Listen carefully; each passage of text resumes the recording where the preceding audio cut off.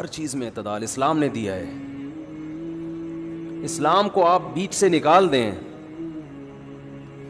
تو ساری زندگی آپ ٹھوکریں مارتے رہو گے صحیح اور غلط کو ڈیفائن کرنے کے لیے. آج آپ کو معلوم ہے اسمبلی میں قانون پاس ہونے جا رہا ہے تو بیہودہ بات, لیکن ایک بات میڈیا کی زینت بن چکی ہے. اسمبلیوں میں اس پہ بحث ہو رہی ہے, اگر ہم اس پہ آواز نہیں اٹھائیں گے تو یہ بیہودگی والا قانون پاس ہو جائے گا.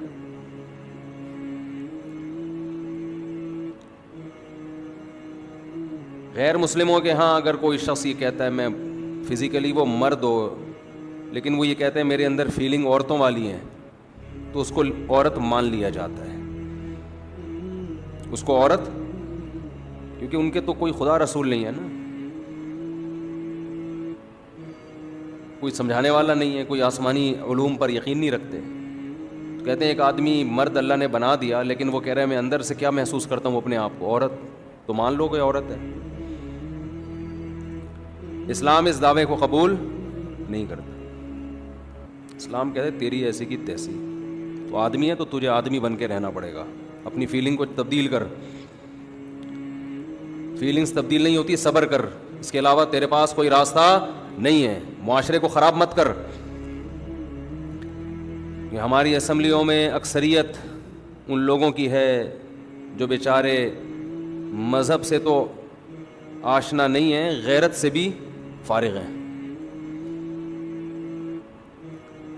اب آپ مجھے ایک بات بتاؤ, ایک شخص جو ہے لڑکا, وہ کہتا ہے میرے اندر فیلنگ عورت والی ہیں. ہم اگر اس کی اس بات کو تھوڑی دیر کے لیے فرض کر لو مان لیتے ہیں,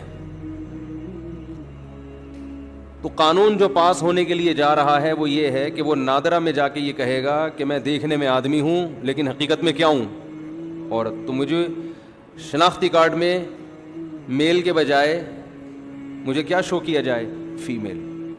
اس کا مطلب آپ سمجھتے ہیں؟ اس کا مطلب یہ ہوگا اس کو میل سے شادی کی اجازت ہوگی. جس میل سے وہ شادی کرے گا اس میل کی فیلنگ چینج ہو جائیں گی کہ نہیں ہو جائیں گی؟ کیونکہ دیکھنے میں تو یہ لڑکا ہی ہے, فزیکلی تو بندہ ہے. وہ ہومو سیکسولیٹی کی عادت اس میں پڑے گی کہ نہیں پڑے گی؟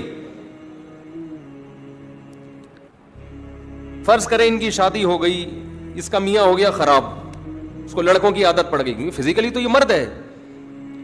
ان میں ڈیورس ہوتی ہے, علیحدگی ہوتی ہے, تو دوبارہ اس کو عورت چاہیے, آدمی چاہیے اس کے میاں کو.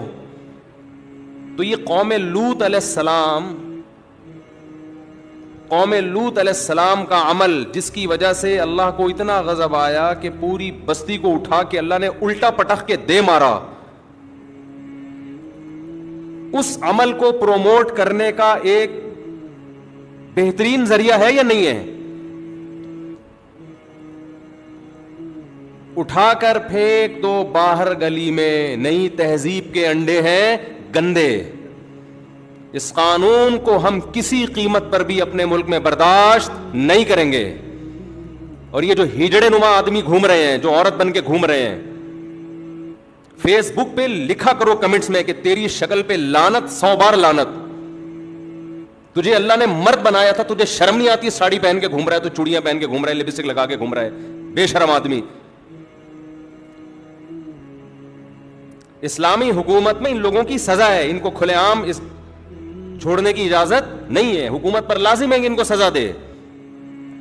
رسول اللہ صلی اللہ علیہ وسلم نے فرمایا اللہ کی لعنت ہے ان مردوں پر جو عورت سے مشابہت اختیار کرتے ہیں, اور اللہ کی لعنت ہے ان عورتوں پر جو مردوں سے مشابہت اختیار کرتے ہیں.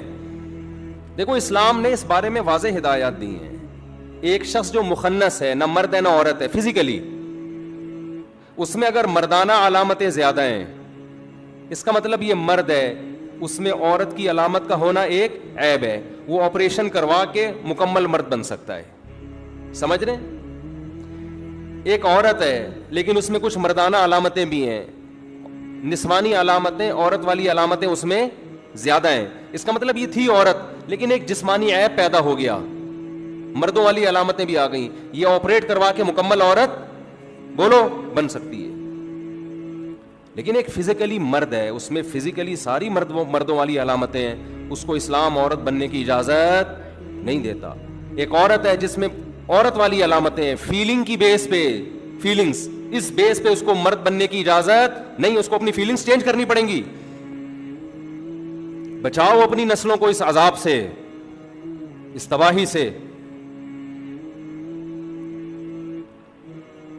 اللہ کسی کو ہیجڑا بنا دیتا ہے, مخنث بنا دیتا ہے, یہ بہت بڑی آزمائش ہے نا. اللہ نے ہمیں اور ہماری عورتوں کو اس آزمائش سے بچا لیا, کسی کو عورت بنا دیا, کسی کو مرد بنا دیا.